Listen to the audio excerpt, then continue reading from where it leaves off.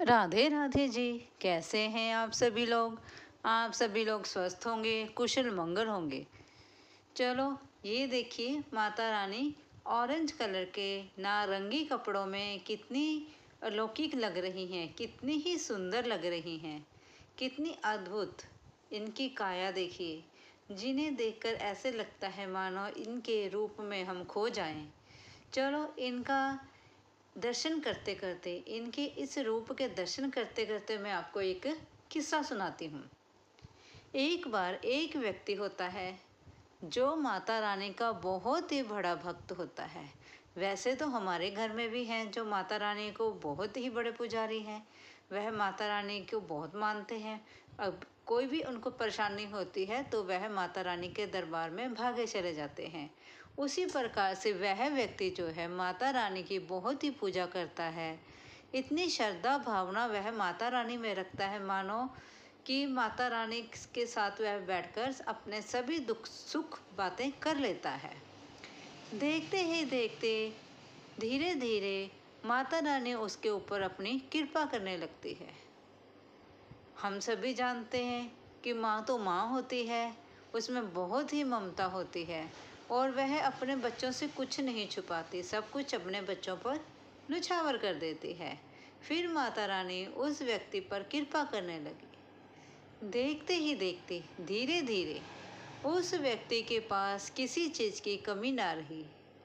हम सभी जानते हैं जब कोई व्यक्ति थोड़ा प्रोग्रेस करता है या उसके पास ऐसी सभी चीज़ें होने लगती हैं, कामयाब होने लगता है, तो आस पड़ोस वालों में जलन तो होती ही है।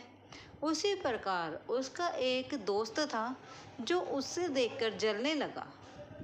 फिर उसने उस शहर के राजा से कहा कि उस व्यक्ति ने महल से चोरी करता है क्योंकि अब उसके पास किसी चीज़ की कमी नहीं है।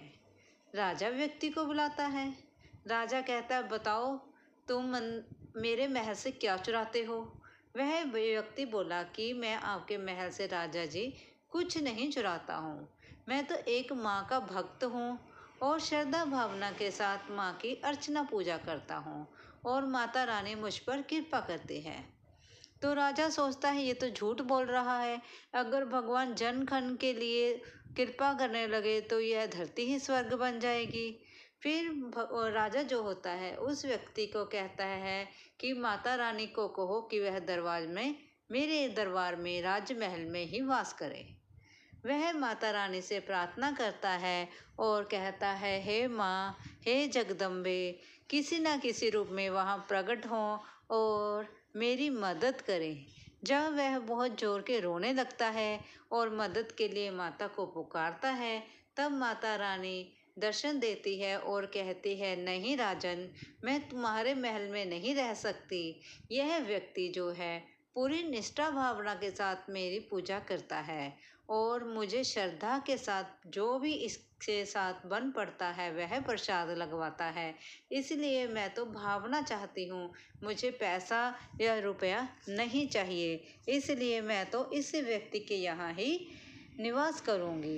इतना कहते हुए माता रानी अब वहाँ से जो अंतर्ध्यान हो जाती है। इस प्रकार से माता रानी ने उस व्यक्ति के ऊपर अपनी कृपा करी, जिस प्रकार से वह अपने सभी भक्तों पर कृपा करती हैं। अब धीरे धीरे पितृपक्ष के बाद अब नवरात्रि आ जाएगी और माता रानी जन खन